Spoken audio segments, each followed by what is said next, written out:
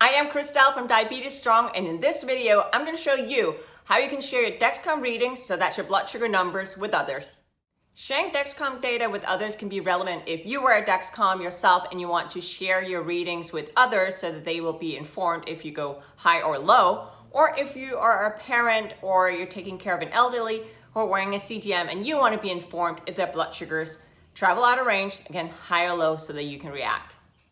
So let's start with the basics. Are you viewing your Dexcom data on your receiver or on your phone? If you're only using the receiver, quite frankly, you're missing out. If you have a Dexcom T6, you're missing out on the option of doing customized alarms and alerts for different times a day. And if you're only using this receiver, you can't really share with others because it doesn't automatically upload the data. So basically, if you want the option of sharing your Dexcom data with others, you need to use your phone as a receiver and you need to have access to the internet. Once you start using your phone as a receiver, if you turn on share and use the Follow app, and I'll show you how to do that, up to 10 people can watch your blood sugars in real time. And this works both for Dexcom T6 and G5. First, let me show you how to set up this share functionality.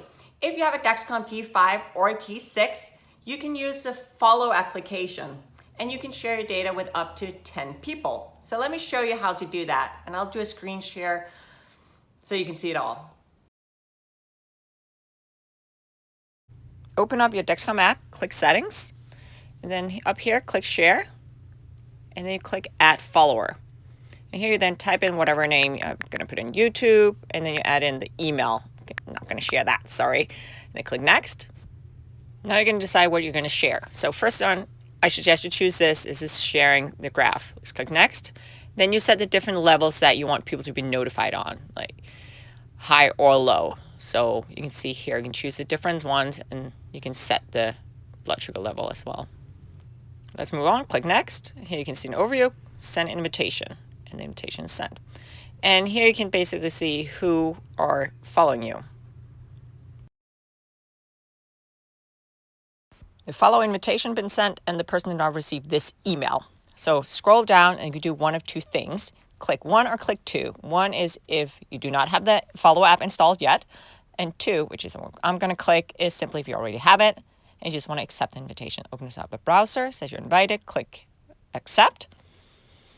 And then it comes up here, it's just an overview, say Start Following. And there we are. I already have the blood sugars on my phone. Okay, so I can also see the graph because I allowed that to be shared.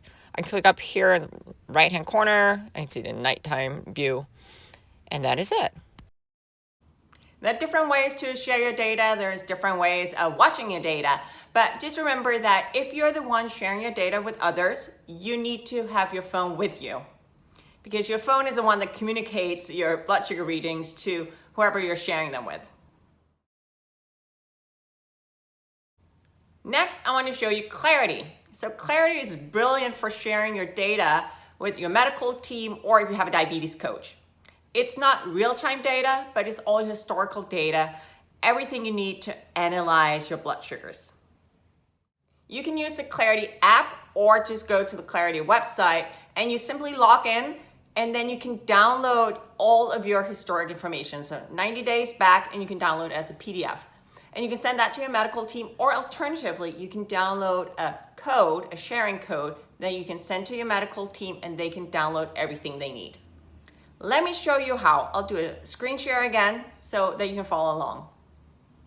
Open up the Clarity app. If you do not have it already, you have to download it from the App Store. But let's open that. Here you can see an overview. This is just a summary. You can choose different time ranges, but let's click on Report so that we can export it. Here you then choose the type of reports that you want, again, the time frames, and you just say Generate Report. It takes it a little while to download. I did a fast forward here. Boom. There we go. This is what the report looks like. Click up in the right-hand corner. You can export it. You can email it, fax it, whatever you want, but just click Done. And let's go down here in the bottom right-hand corner. Click that, and now you can authorize sharing with your medical team. So you can choose to accept an invitation, generate a code. So let's say you want to generate a code, click here. You then choose the time frame, 12 3 months, you say generate a code. And this code you can then just share directly with your medical team and they can download your report for you. Another way to watch your data or share your data is by using a smartwatch. So that can be either an Apple Watch or a Fitbit like the one I have here. You still need to carry around your phone if you're the one who wears the Dexcom, unfortunately, so it's not a way to bypass having to carry on your phone. You can watch your readings on an Apple Watch as long as it's connected to a compatible iPhone. For Fitbit, it's a little different. There's not an official Dexcom app for Fitbit. However, there are clock faces that you can use, and I actually did a whole tutorial on how to get your Dexcom readings on your Fitbit, and I will leave a link to that video up here so you can check that out. And finally, there are also other apps that you can use to share your data. So those apps will either pull your Dexcom data through the share functionality or through the iPhone's health app. And just remember that none of these devices, none of these apps are going to pull your data automatically. You always have to give them permission. If you do want to share your data in real time, you do have to use the share functionality. Whereas if you're looking for retrospective data, you can just as well use the health app. It does have a 2-hour time lag. I use the share functionality daily to get my blood sugar readings on my Fitbit. I also use an app that's called Sugarmate, and for that one, I will also pull in the data through the share functionality. Other apps that uses this are Nightscout, Spike, and there's a lot of others.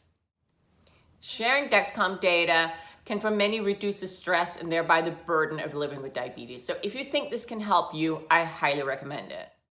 For example, I know a mother of a type 1 toddler, and what she does is she uses the share functionality so that she can see his readings, his blood sugar readings, throughout the house on different devices. Also, I know several people living with diabetes who live by themselves, and just having their blood sugar numbers shared with somebody else gives them peace of mind, because that means that if, for example, they go low and they don't hear the alarm, somebody else can react. If you found this video helpful and you'd like to see more from me, please click the subscribe button and follow the Diabetes Strong channel. I also appreciate any interactions, whether or not that's likes or comments. Thank you so much for watching.